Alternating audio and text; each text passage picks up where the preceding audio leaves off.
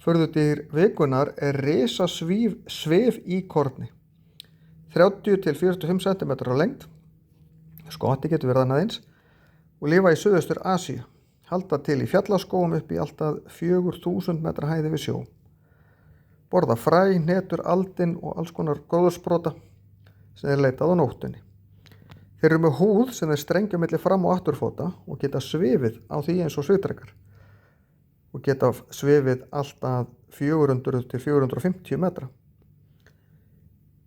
Þegar þeir svífa svona þá komast þeir sirka 3 metra fyrir hvern metr sem þeir lækka flugið, þannig að þeir þurfa töluverða hæð til að komast upp í hátré til að komast 400 metra eða meira. Þetta er ekki virt flug því að þeir geta ekki tekið á loft af jörðu niðri eða flogið upp, þeir heldur bara svifið eins langt og þeir geta þangað til að þeir annarkvort konir niður á jörð eða yfir í næsta tré. Þetta kallast óvirt flug.